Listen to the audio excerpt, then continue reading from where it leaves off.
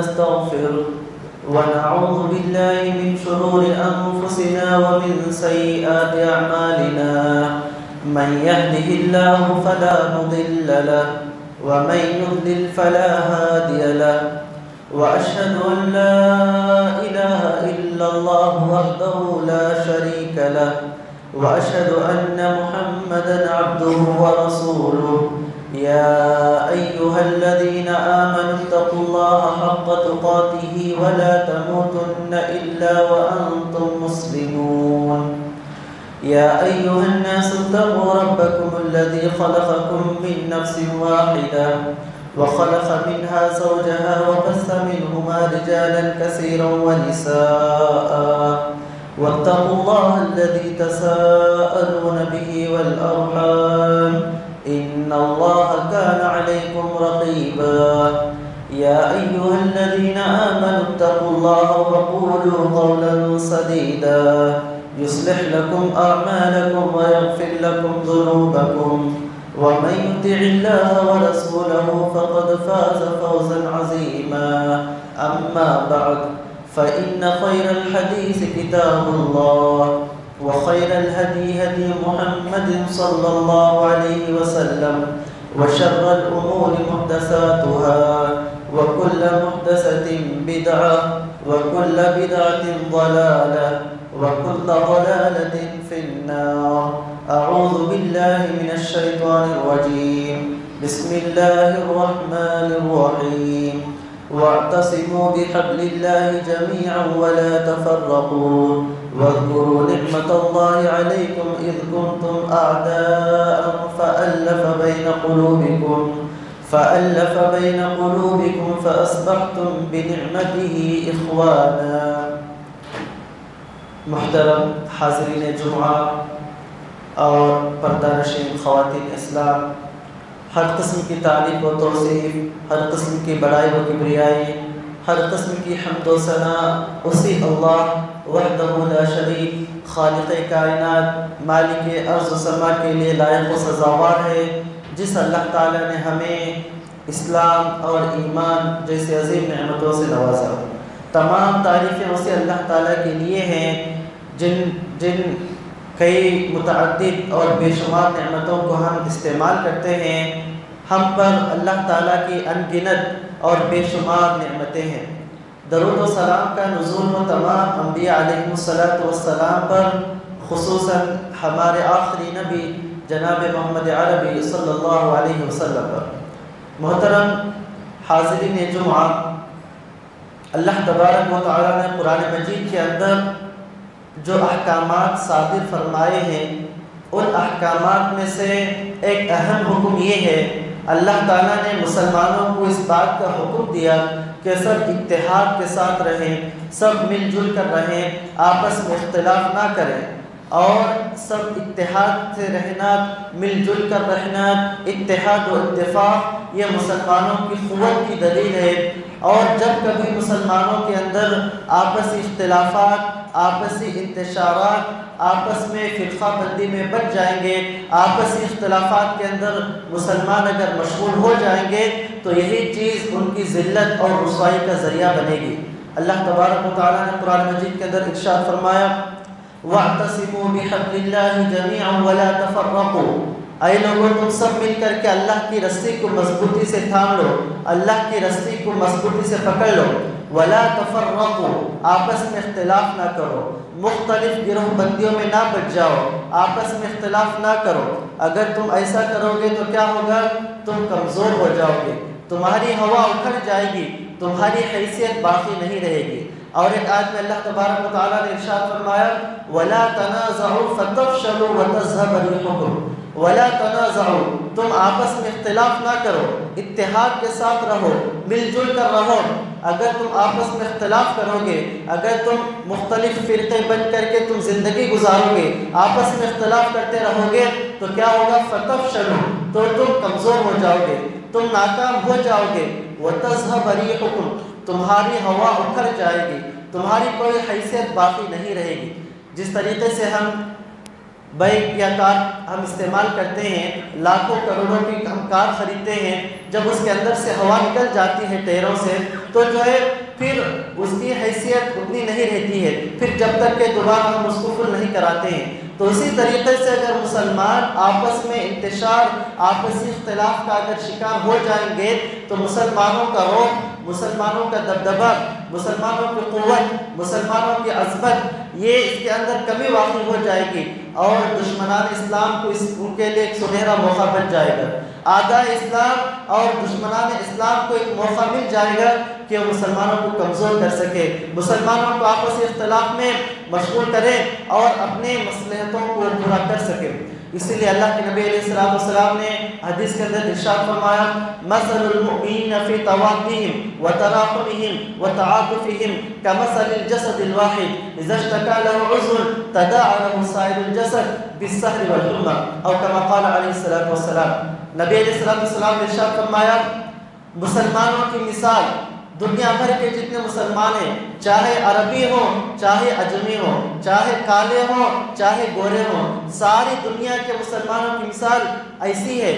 مثل المؤمنین فی توادہم وتراحمہم، آپسی محبت، آپسی الفت کی مثال کمثل الجسد الواحد، ایک جسم کی طرح ہے۔ جس طریقے سے جسم کے کسی حصے میں کوئی چوٹ پہنچتی ہے، جسم کے کسی حصے میں کوئی تکلیف پہنچتی ہے، اس کی وجہ سے سارے جسم کے اندر تکلیف ہوتی ہے، تو بالکل اسی طرح ساری دنیا کے مسلمانوں کی مثال ہے۔ نبی صلی اللہ علیہ وسلم نے اس حدیث کے اندر کوئی تفریق نہیں کی۔ اور اگر ہم قرآن مجید کے اندر غور کریں گے، اللہ تعالیٰ نے قرآن مجید کے اندر جو لوگوں کو مخاطب فرمایا ہے، یا ایھا الذین آمنوا، اے ایمان والو، اس کے اندر ساری دنیا کے مسلمان شامل ہیں، چاہے ہندوستان کے مسلمان ہوں، چاہے عرب کے مسلمان ہوں، چاہے افریقہ کے مسلمان ہوں، چاہے یورپ کے مسلمان ہوں، چاہے کالے ہوں، چاہے گورے ہوں، چاہے عربی ہوں، چاہے عجمی ہوں، ہر طرح کے سارے دنیا بھر کے مسلمان اللہ تبارک و تعالیٰ کے اس مخاطب کے سب اس کے مخاطب ہیں۔ یا ایھا الذین آمنوا، اللہ تبارک و تعالیٰ قرآن مجید کے اندر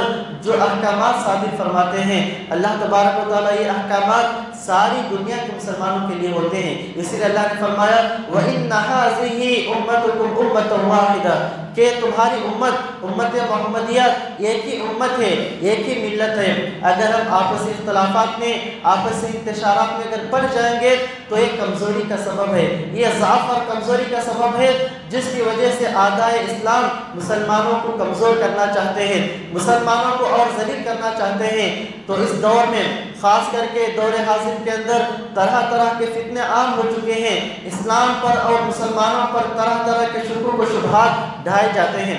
طرح طرح پر اسلام کے متعلق، مسلمانوں کے متعلق مستشرقین کی جانب سے بہت سارے شبہات ہوتے ہیں۔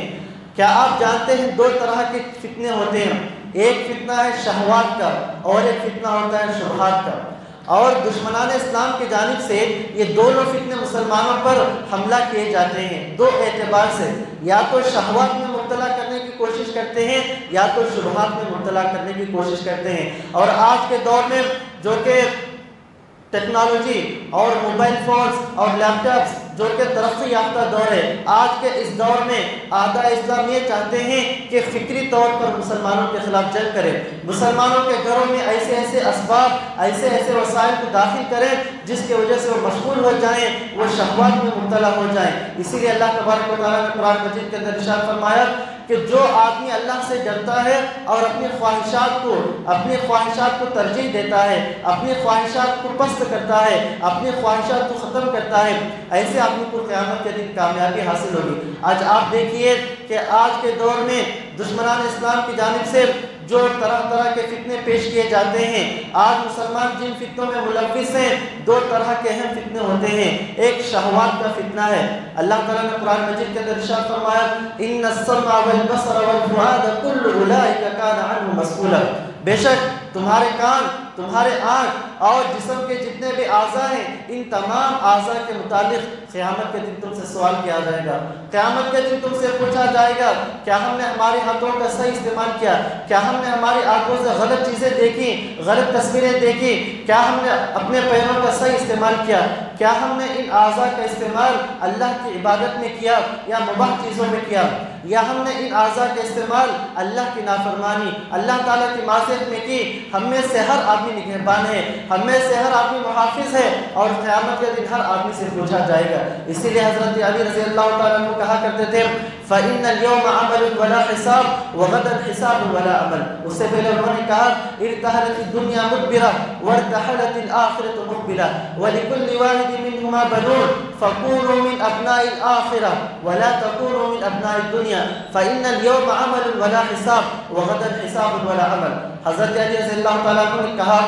کہ آخرت آ رہی ہے، دنیا کی زندگی ختم ہونے جا رہی ہے، تم آخرت کے طلبگار بنو، دنیا کے طلبگار نہ بنو۔ کیوں؟ فَإِنَّ الْيَوْمَ عَمَلٌ وَلَا حِسَابٌ، کیونکہ آج کے دن صرف عمل ہے، حساب نہیں ہے۔ وَغَدًا حِسَابٌ وَلَا عَمَلٌ، اور کل قیامت کے دن صرف حساب و کتاب ہوگا، عمل کا موقع نہیں دیا جائے گا۔ انسان تمنا کرے گا، انسان آرزو کرے گا، انسان محبت ظاہر کرے گا، جب انسان کی موت کا وقت آئے گا، جب فرشتے اس کی روح قبض کریں گے، یا اسی طریقے سے انسان قیامت کے دن جہنم کو دیکھے گا تو انسان اللہ رب العزت سے فریاد کرے گا اے اللہ مجھے ایک موقع دے دے، میں دنیا میں جا کر کے میں تیری بندگی کروں گا، تیری نافرمانی نہیں کروں گا، لیکن دوبارہ موقع نہیں دیا جائے گا۔ تو میرے مسلمان بھائیوں،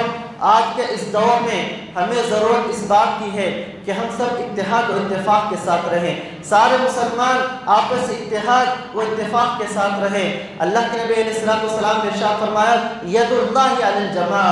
جو لوگ اجتماع کے ساتھ، جو لوگ مل جل کر رہتے ہیں، جو لوگ اتحاد و اتفاق کے ساتھ رہتے ہیں، ایسے لوگوں پر اللہ تعالیٰ کی مدد ہوتی ہے۔ ید اللہ علی الجماع،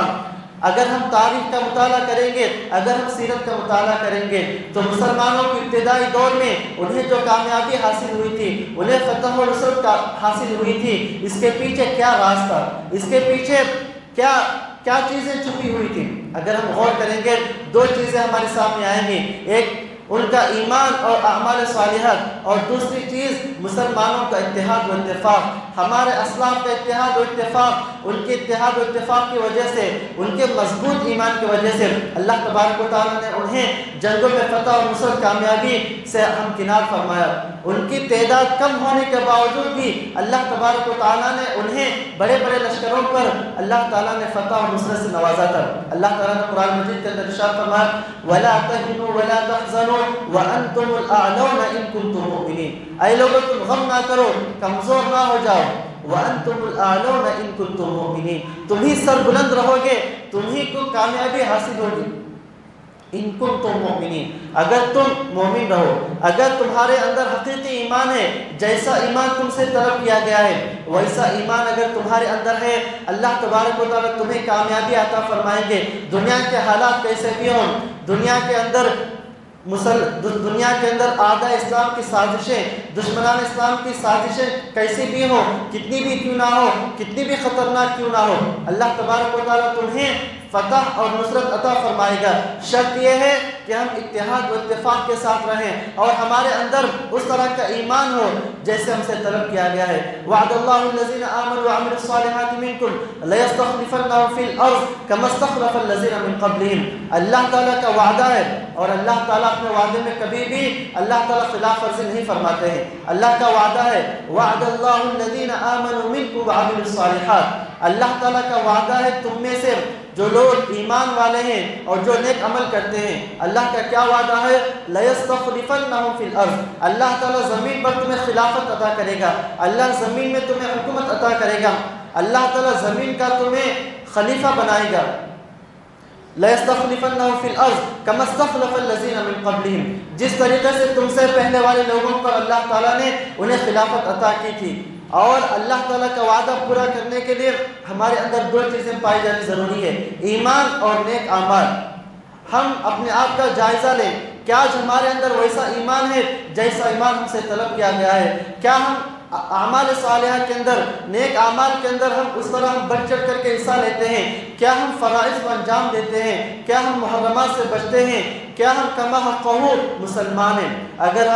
اگر ہم ہمارا جائزہ لیں تو ہمیں پتہ چلتا ہے کہ آج ہمارے اندر ایمان کی کمی ہے، آج ہمارے اندر اعمال صالحہ کی کمی ہے۔ اللہ نے قرآن مجید کے اندر کیا فرمایا؟ قد افلح المؤمنون الذین هم فی صلاتهم خاشعون، یقیناً مومن کامیاب ہو گئے، یقیناً مومنوں کو کامیابی اور کامرانی حاصل ہوگی، الذین هم فی صلاتہم خاشعون، جو اپنی نمازوں کے اندر خشوع و خضوع اختیار کرتے ہیں، جو خشوع و خضوع کے ساتھ نماز پڑھتے ہیں، والذین هم عن اللغو معرضون، اور جو لغویات سے، بیکار چیزوں سے دور رہتے ہیں، پرہیز کرتے ہیں، اپنے آپ کو ایسی چیزوں سے دور رکھتے ہیں جس کا نہ دنیاوی اعتبار سے فائدہ ہے اور نہ آخرت کے اعتبار سے فائدہ ہے، ایسی چیزوں سے مومن دور رہتے ہیں۔ مثالی مومن، حقیقی مومن وہ ہے جو اس طرح کی چیزوں سے دور رہتا ہے۔ اللہ نے آیت کے اندر فرمایا قد افلح المؤمنون، مومنوں کو کامیابی حاصل ہوگی، دنیاوی کامیابی بھی ایمان کے ساتھ مشروط ہے اور اخروی کامیابی، آخرت کی کامیابی بھی ایمان کے ساتھ مشروط ہے۔ اللہ نے کہا اگر تمہارے اندر ویسا ایمان ہے جیسا تم سے طلب کیا گیا ہے تو اللہ تعالیٰ دنیا میں بھی تمہیں سر بلندی عطا فرمائے گا اور آخرت میں بھی تم کامیاب ہو جاؤ گے۔ قد افلح المؤمنون، یقیناً مومنین کامیاب ہو گئے، مومنوں کو کامیابی نصیب ہوگی۔ ایمان کس کو کہتے ہیں؟ ایمان کس کو کہتے ہیں؟ ایمان، الایمان قول و عمل، ایمان کہتے ہیں قول و عمل کا نام ہے۔ ایمان کہتے ہیں اقرار باللسان، زبان سے اقرار کرنا، تصدیق بالجنان، دل سے تصدیق کرنا، وعمل بالارکان، اعضاء اور جوارح سے عمل کرنا۔ صرف زبانی طور پر دعویٰ کرنے کا نام ایمان نہیں ہے، صرف کلمے کا اقرار کرنا اور اپنے آپ کو مسلمان کہنا، اسلامی نام رکھنا، یہ کامیابی کے لیے کافی نہیں ہے۔ حقیقی مومن وہ ہے، مثالی مومن وہ ہے جو ایمان کے اقرار کے ساتھ ساتھ ایمان کے شرائط کو پورا کرتا ہو، ایمان کے اقرار کے ساتھ ساتھ وہ عمل بھی کرتا ہو، ایمان کے اقرار کے ساتھ ساتھ کلمہ توحید کے تقاضے پر وہ عمل کرتا ہو۔ صرف زبانی طور پر کلمہ پڑھنا اگر کافی ہوتا تو مشرکین مکہ ہم سے زیادہ عربی جانتے تھے، وہ بھی کلمہ پڑھ لیتے اور کامیاب ہو جاتے۔ میرے مسلمان بھائی، اور ایمان کا مطلب یہ ہے کہ ہم سے جیسے ایمان طلب کیا گیا ہے، جیسے ہم سے شریعت نے طلب کیا ہے اس طریقے سے ہمیں ماننا ہے، عقیدہ رکھنا ہے اور زبان سے اقرار کرنا ہے اور اعضاء و جوارح سے عمل بھی کرنا ہے۔ اللہ تعالیٰ پر ایمان لانے میں 3 چیزیں شامل ہیں، اللہ کی ربوبیت پر ایمان لانا، اللہ کی الوہیت پر ایمان لانا، اللہ تعالیٰ کے اسماء و صفات پر ایمان لے آنا۔ ہم میں سے ہر مسلمان کو جو شریعت کی جو موٹی موٹی باتیں ہیں، ہر بات کو جاننا ضروری ہے۔ عقیدہ کیا ہے، توحید کیا ہے، شرک کیا ہے، بدعت کیا ہے، سنت کیا ہے، نماز کیسے پڑھنا ہے، روزے کیسے رکھنا ہے، یا اس طریقے سے جو شریعت کی جو اہم جو بنیادی باتیں ہیں، بنیادی باتوں کو ہر مسلمان آدمی جاننا ضروری ہے۔ آج ہم دنیا میں کوئی چیز خریدنے جاتے ہیں، کوئی موبائل یا کوئی چیز خریدنے جاتے ہیں تو ہم بہت تحقیق کرتے ہیں، بہت ریسرچ کرتے ہیں، ریسرچ کرنے کے بعد ہم کوئی چیز خریدتے ہیں۔ اسی طریقے سے دین کے معاملات میں سنت کیا ہے، بدعت کیا ہے، توحید کیا ہے، شرک کیا ہے، اللہ تعالیٰ نے ہم سے کن چیزوں کا مطالبہ کیا ہے، ہم پر اللہ کے کیا حق ہیں، اسی طریقے سے ہم شریعت کے مطابق زندگی کیسے گزاریں، اللہ کو راضی کیسے کریں، ہم آخرت کے دن ہمیں کامیابی کیسے حاصل ہوگی، ان تمام چیزوں کے بارے میں ہمیں سوچنا ضروری ہے۔ مثالی مومن وہ ہے، حقیقی مومن وہ ہے جو یہ سوچتا ہے کہ وہ دنیا میں بھی اس کو کامیابی حاصل ہو اور آخرت کی بھی اسے کامیابی حاصل ہو۔ اور جو لوگ صرف دنیا کی زندگی کے بارے میں سوچتے ہیں اور آخرت کی فکر نہیں کرتے ہیں، ایسے لوگ اللہ کی نگاہ میں کامیاب نہیں ہیں، کیونکہ دنیا کی زندگی مختصر سی زندگی ہے، دنیا کی زندگی عارضی زندگی ہے۔ بہت سارے لوگوں کے نزدیک کامیابی کا یہ ہوتا ہے مقصد کہ ڈاکٹر بن جائے، انجینئر بن جائے یا بہت مشہور ہو جائے، اس کو شہرت حاصل ہو جائے، سمجھتے ہیں کہ یہ کامیابی ہے۔ مسلمانوں کو دنیاوی میدان میں بھی آگے بڑھنا ہے، لیکن اصل کامیابی یہ نہیں ہے۔ اصل کامیابی یہ ہے کہ ہمیں اللہ کی رضامندی حاصل ہو جائے، اصل کامیابی یہ ہے کہ ہمیں اللہ کی جنت حاصل ہو جائے اور جہنم سے بچ جائے۔ اللہ تبارک و تعالیٰ نے ارشاد فرمایا کل نفس ذائقۃ الموت وانما توفون اجورکم یوم القیامہ فمن زحزح عن النار وادخل الجنة فقد فاز، کہ کل نفس ذائقۃ الموت، ہر نفس کو، ہر جاندار کو موت کا مزہ چکھنا ہے۔ کفا بالموت واعظا، موت کافی ہے نصیحت دینے کے اعتبار سے۔ ہم ہماری آنکھوں سے کتنی اموات کو دیکھتے ہیں،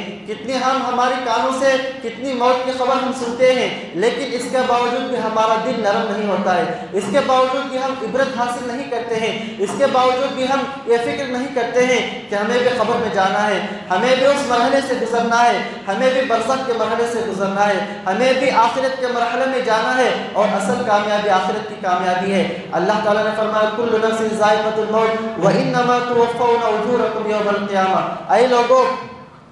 توفون اجورکم یوم القیامہ، تمہارے اعمال کا قیامت کے دن پورا بدلہ دیا جائے گا۔ فمن زحزح عن النار وادخل الجنہ فقد فاز، جس آدمی کو جہنم سے بچا لیا جائے، وادخل الجنہ اور جنت میں داخل کیا جائے، فقد فاز، ایسا ہی آدمی کامیاب آدمی ہے۔ وَمَا الْحَيَاةُ الدُّنْيَا إِلَّا مَتَاعُ الْغُرُورِ، دنیا کی زندگی دھوکے کا ساز و سامان ہے۔ یعنی جو آدمی یہ سمجھتا ہے انسان ایسے جیتا ہے کہ اس کو کبھی مرنا نہیں ہے، یعنی اس طرح ہم دولت جمع کرتے ہیں، اس طریقے سے دنیا کی جائیداد، دنیا کے مال اور ثروت اور دنیا کے پیچھے ہم اتنا مگن رہتے ہیں، ہم گویا یہ سمجھتے ہیں کہ ہمیشہ دنیا میں رہنا ہے، اور جب انسان کی موت ہو جاتی ہے تو ایسے لگتا ہے کہ دنیا میں کبھی اس کا وجود تھا ہی نہیں، یعنی نسیہ منسیہ اس کی حالت ہو جاتی ہے، لوگوں کو بھلا دیا جاتا ہے۔ وفات کے بعد چاہے دنیا میں آدمی کتنے بڑے عہدے اور منصب پر فائز کی نہ ہو، اس کے پاس کتنا زیادہ مال و دولت ہی کیوں نہ ہو، اس کی وفات کے بعد اس کی حالت نسیہ منسیہ ہو جاتی ہے۔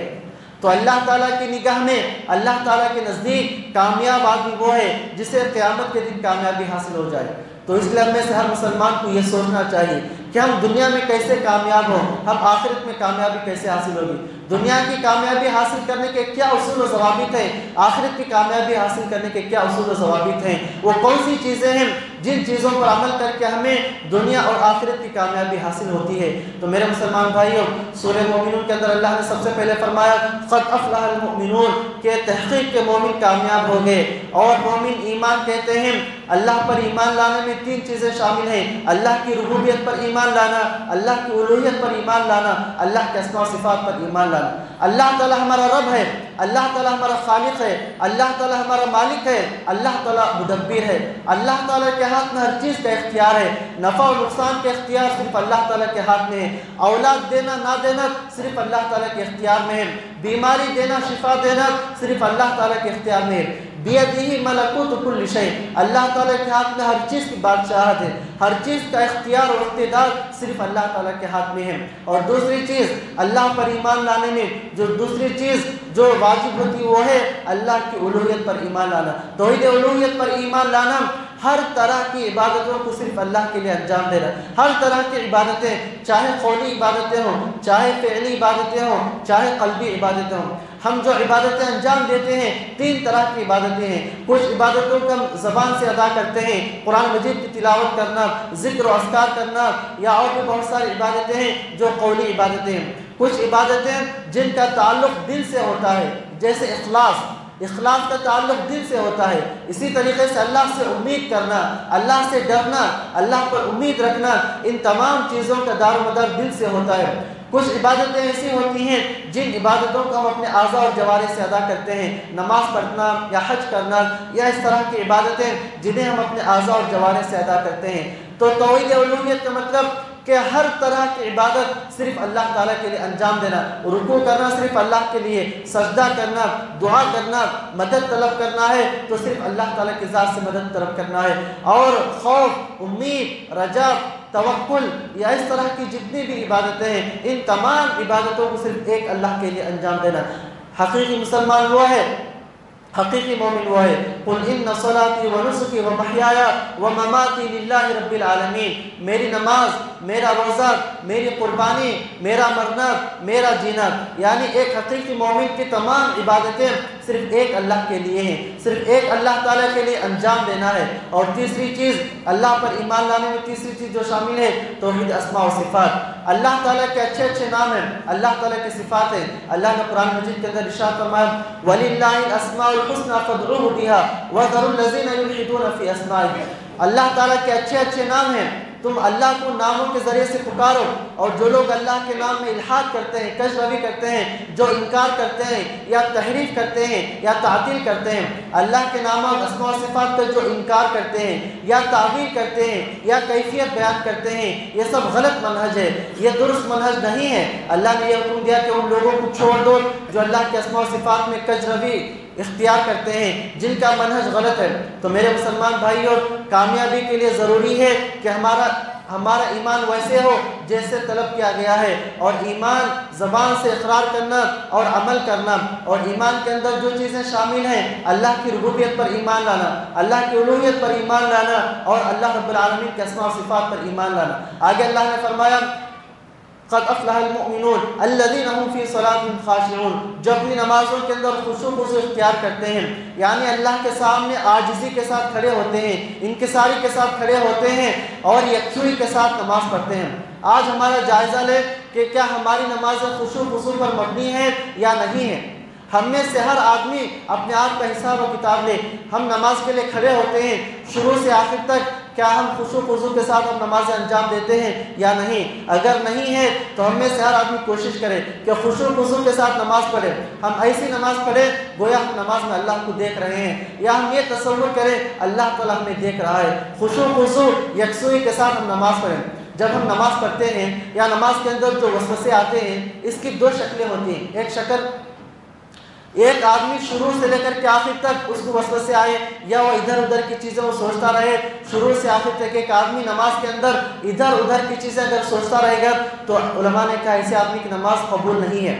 اور دوسری حالت، ایک آدمی اخلاص کے ساتھ خشوع و خضوع کے ساتھ وہ نماز کے لیے کھڑا ہو گیا اور اس کے اندر اس کو وسوسے آتے رہے اور وہ دور کرتا رہا، ان وسوسوں کو دفاع کرتا رہا اور پھر وہ نماز پڑھتا رہا، تو گویا ایسا آدمی مجاہدہ کرتا رہا، اس نے کوشش کی اور ایسے آدمی کی نماز انشاءاللہ مقبول ہے۔ علماء نے کہا کہ جو آدمی اس طرح کے وسوسے آتے ہیں تو انشاءاللہ ایسے آدمی کی نماز اللہ تعالیٰ کی بارگاہ میں قابل قبول ہوگی۔ تو اللہ نے فرمایا کہ ایسے لوگوں کو کامیابی حاصل ہوگی جو اپنی نمازوں کے اندر خشوع و خضوع اختیار کرتے ہیں، جو نمازوں کو وقت پر پڑھتے ہیں اور نمازوں کو مکمل شرائط، مکمل ارکان اور مکمل سنتوں کے ساتھ اور اطمینان کے ساتھ جو نمازیں پڑھتے ہیں، نمازوں کے اندر جلد بازی نہیں کرتے ہیں۔ نمازوں کے لیے ضروری ہے کہ ہم اطمینان کے ساتھ نماز پڑھیں، خشوع و خضوع کے ساتھ ہم نماز پڑھیں۔ اللہ تعالیٰ کے نزدیک ہماری عبادتوں کی کوالٹی مطلوب ہے، کوانٹٹی مطلوب نہیں ہے۔ ایک آدمی بہت زیادہ نماز پڑھے، فرض نماز کی پابندی کرتا ہے، نوافل کی پابندی کرتا ہے، لیکن اگر ہماری نمازوں کے اندر سکون، اطمینان، خشوع و خضوع نہیں ہے، چاہے جتنی بھی زیادہ ہم عبادتیں کر لیں، ایسی عبادتیں اللہ کے نزدیک قابل قبول نہیں ہیں، بلکہ اللہ تعالیٰ ایسی عبادتوں کو پسند فرماتے ہیں کہ جن عبادتوں کو اچھے انداز میں ہم ادا کریں، جن عبادتوں کے اندر سکون، اطمینان اور خشوع و خضوع کے ساتھ ادا کیا جائے۔ اللہ نے فرمایا احسن عمل، اللہ تعالیٰ بہترین عمل دیکھتا ہے، اللہ تعالیٰ کوالٹی دیکھتا ہے، کوانٹٹی نہیں۔ تو اس لیے ضروری ہے کہ ہم خشوع و خضوع کے ساتھ ہم نمازوں کی پابندی کریں۔ پھر اس کے بعد اللہ نے فرمایا والذین هم عن اللغو معرضون، کہ کامیاب ہوں گے وہ لوگ جو لغو چیزوں سے، جو بیکار چیزوں سے اعراض کرتے ہیں۔ اللہ کے نبی علیہ السلام نے ارشاد فرمایا من حسن اسلام المرء ترکہ ما لا یعنی، سب سے بہترین مسلمان وہ ہے، سب سے اچھا مسلمان وہ ہے جو لا یعنی چیزوں کو، جو بیکار چیزوں کو چھوڑ دیتا ہے، یعنی جو ایسی چیزیں جن کا نہ دنیا میں فائدہ ہے نہ آخرت کے اعتبار سے فائدہ ہے، ایسی چیزوں میں مشغول ہو جانا، ایسی چیزوں میں مصروف ہو جانا جن کا نہ دنیاوی اعتبار سے فائدہ ہے اور نہ آخرت کے اعتبار سے فائدہ ہے۔ آج کے دور میں جو موبائل ہے، اس موبائل کی وجہ سے ہم طرح طرح کی چیزوں میں مشغول ہو جاتے ہیں۔ آج ہم اپنے وقت کو، آج ہمارا وقت اس موبائل میں صرف ہو رہا ہے۔ آج ہماری جو عمر ہے، یہ عمر یہ دنیا کی زندگی کے ایام ہے۔ ہر دن، ہر گھنٹہ، ہر مہینہ ہم جو گزار رہے ہیں گویا ہم ہماری عمر کا کچھ حصہ گزار رہے ہیں۔ اگر ہم ہمارے وقت کی حفاظت نہیں کریں گے، اگر ہم ہماری عمر کی حفاظت نہیں کریں گے تو یہی چیزیں قیامت کے دن ہمارے لیے نقصان اور خسارے کا سبب بنے گا۔ قیامت کے دن ہمارے اوقات کے بارے میں پوچھا جائے گا، اللہ تعالیٰ نوجوانی کے بارے میں پوچھیں گے، وقت کے بارے میں پوچھا جائے گا۔ اگر ہم ہمارے اوقات کو ضائع کریں گے، اگر ہم ہمارے اوقات کو بیکار چیزوں میں، لغویات میں صرف کریں گے تو قیامت کے دن اللہ تعالیٰ کی بارگاہ میں ہمیں جواب دینا ہوگا۔ اس لیے ہم میں سے ہر آدمی ضرورت کے مطابق موبائل کا استعمال کرے، کیونکہ اس موبائل کے اندر طرح طرح کے فتنے ہیں۔ اس موبائل کے اندر گانے بجانے کا فتنہ ہے، اس موبائل کے اندر موسیقی کا فتنہ ہے، اس موبائل کے اندر حرام تصویروں کا فتنہ ہے، اس موبائل کے اندر ننگی تصویروں کا فتنہ ہے۔ آج اس موبائل کے اندر طرح طرح کی چیزیں ہیں، اور خوش نصیب ہے وہ آدمی جو ضرورت کے مطابق اس موبائل کا استعمال کرتا ہے اور اپنے وقت کی حفاظت کرتا ہے۔ اور حفاظت کرنے کے ساتھ ساتھ ہم پر جو حقوق ہیں، جو اللہ تعالیٰ کے حقوق ہیں اور جو بندوں کے حقوق ہیں، ان حقوق کو ادا کرتا ہے۔ آج ہم ہم موبائل میں مصروف ہو جاتے ہیں، نماز کے لیے اذان دی جاتی ہے، فجر کی اذان ہوتی ہے، ظہر کی اذان ہوتی ہے، لیکن ہم موبائل میں مصروف ہو جاتے ہیں اور اللہ تعالیٰ کے حقوق کو ادا نہیں کرتے ہیں۔ آج ہم موبائل میں مصروف ہو جاتے ہیں اور بیوی بچوں کے حقوق ادا نہیں کرتے ہیں۔ شوہر جب گھر میں آتا ہے تو آنے کے بعد بیوی بچوں کو جو وقت دینا ہے، اگر وہ وقت نہیں دیتا ہے، موبائل میں مصروف ہو جاتا ہے، تو یہی چیز آپسی اختلافات، یہی چیز لڑائی جھگڑے کا سبب بن سکتی ہے۔ اسی طریقے سے جب شوہر گھر آتا ہے اور بیوی اپنے شوہر کو جو وقت دینا ہے، اس کی جو خدمت کرنا ہے، اگر نہیں کرتی ہے اور موبائل میں مصروف ہو جاتی ہیں، تو یہی چیزیں آپسی اختلافات، یہی چیزیں طلاق اور خلع تک یہ چیزیں لے جاتی ہیں۔ تو اس لیے ہمیں ضرورت اس بات کی ہے کہ ہم لغویات سے دور رہیں۔ اللہ نے فرمایا والذین هم عن اللغو معرضون، تو مومنوں کی صفات میں سے ایک اہم صفت یہ ہے کہ مومن لغویات سے، بیکار چیزوں سے دور رہتے ہیں، ایسی چیزیں جن کا نہ دنیا میں فائدہ ہے اور نہ آخرت میں فائدہ ہے۔ اور اس موبائل کی وجہ سے خلویات کے گناہ عام ہو چکے ہیں، یعنی تنہائیوں کے گناہ عام ہو چکے ہیں۔ ماشاءاللہ جب ہم لوگوں کے ساتھ رہتے ہیں تو ہمارے اندر تقویٰ، پرہیزگاری، صلاح اور الحمدللہ نیک چیزیں برقرار رہتے ہیں اور حقیقت میں ہوتے بھی ہیں۔ اور جب تنہائی میں جاتے ہیں تو تنہائی میں جانے کے بعد تنہائی کے فتنے عام ہو جاتے ہیں، ہمارا تقویٰ، ہمارے اندر جو نیکی ہے، ہمارے اندر جو صالحیت ہے، وہ صالحیت ختم ہو جاتی ہے۔ آج ہم تنہائی میں بہت سارے گناہوں کے اندر ملوث ہیں، ہمیں سے ہر آدمی اس چیز کا جائزہ لینا چاہیے۔ اسی طریقے سے سنن ابن ماجہ کی ایک روایت ہے کہ قیامت کے دن لوگ پہاڑوں کے برابر نیکیاں لے کر آئیں گے۔ نبی صلی اللہ علیہ وسلم نے فرمایا میری امت کے کچھ لوگ قیامت کے دن پہاڑوں کے برابر نیکیاں لے کر آئیں گے، تہامہ پہاڑ کے برابر نیکیاں لے کر آئیں گے۔ اللہ تعالیٰ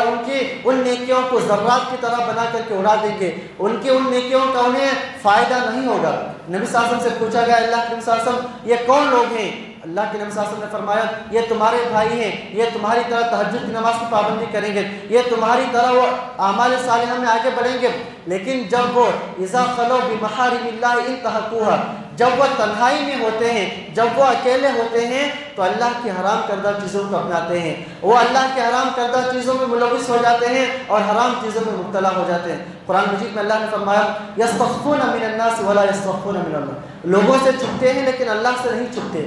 ہونا تو یہ چاہیے کہ ہم اللہ تعالیٰ، ہم یہ تصور کریں، یہ عقیدہ رکھیں کہ اللہ تعالیٰ ہمیں دیکھ رہا ہے، اللہ تعالیٰ ہماری نگرانی کر رہا ہے، اللہ تبارک و تعالیٰ ہمارا مراقبہ کر رہا ہے۔ تو اس لیے ہمیں جب بھی ہمارا نفس اس چیز پر آمادہ کرے تو ہم ہمارے نفس پر کنٹرول کریں اور ہم اپنے آپ کا جائزہ لیں۔ تو میرے مسلمان بھائیوں، کامیابی کے جو اصول و ضوابط ہیں، کامیابی کے جو اصول ہیں، اگر ہم ان اصول پر عمل کریں گے تو انشاءاللہ دنیا میں بھی ہمیں کامیابی حاصل ہوگی اور آخرت میں بھی ہمیں کامیابی حاصل ہوگی۔ اور خاص کر کے دور حاضر، اس دور کے اندر دشمنان اسلام، چاہے یہودی ہو، چاہے نصارہ ہو، چاہے کسی اور مذہب کے کیوں نہ ہو، دشمنان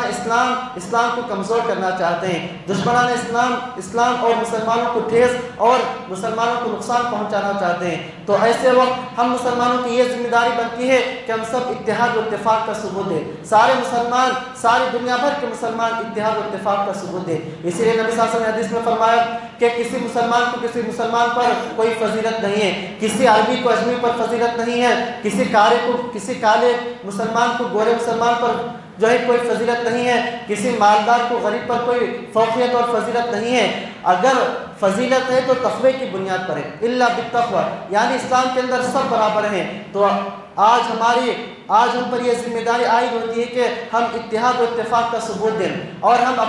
ہمارے اندر جو ایمانی کمزوری ہے، ہمارے اندر جو اعمال صالحہ کی کمزوری ہے، اگر ہم اس کمزوری کو دور کریں گے اور جیسے ہم سے طلب کیا گیا ہے ویسا ایمان اگر ہمارے اندر ہوگا تو انشاءاللہ دنیا میں بھی ہمیں کامیابی حاصل ہوگی اور آخرت میں بھی کامیابی حاصل ہوگی۔ اور پورا مسلمانوں کا اتحاد و اتفاق، اس سے مسلمانوں کو قوت اور شوکت ظاہر ہوتی ہے۔ اگر مسلمان آپسی اختلافات کا شکار رہیں گے، آپس میں لڑتے جھگڑتے رہیں گے تو اس سے اعداء اسلام کو، دشمنان اسلام کو موقع مل جائے گا، وہ اور بھی مسلمانوں کو کمزور کرنا چاہتے ہیں اور طرح طرح سے مسلمانوں کو گمراہ کرنا چاہتے ہیں اور کمزور کرنا چاہتے ہیں۔ آخر میں اللہ رب العزت سے دعا ہے کہ اے اللہ ہمیں اتحاد و اتفاق کا ثبوت دینے کی توفیق عطا فرما۔ اے اللہ سارے دنیا کے مسلمانوں کو اتحاد و اتفاق کے ساتھ مل جل کر رہنے کی توفیق عطا فرما۔ اے اللہ ساری دنیا میں مسلمانوں کی مدد فرما۔ اے الہ العالمین ہم پر تیری رحمتوں کو نازل فرما، اے اللہ تیری برکتوں کو نازل فرما۔ اے الہ العالمین ہم میں سے جو لوگ مصیبت زدہ ہیں ان کی مصیبتوں کو دور فرما، اے اللہ جو پریشان حال ہیں ان کی پریشانیوں کو دور فرما،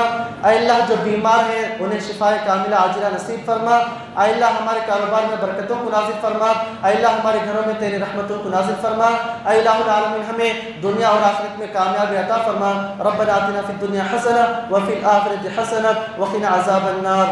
سبحان ربک رب العزة عما یصفون وسلام علی المرسلین والحمد للہ رب العالمین۔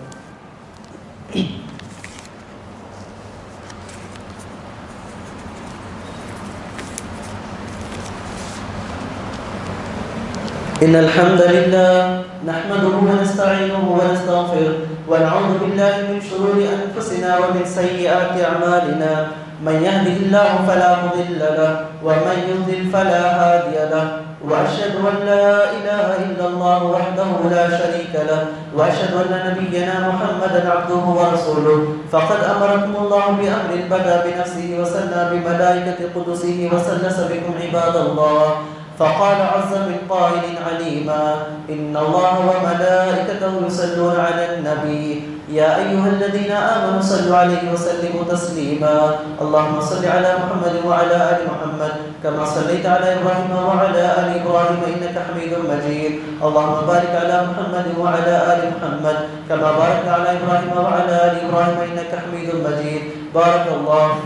الله لي ولكم في القرآن المجيد ونفعني وإياكم بما فيه من الآيات والذكر الحكيم أقول قولي هذا وأستغفر الله لي ولكم فاستغفروه إنه هو الغفور الرحيم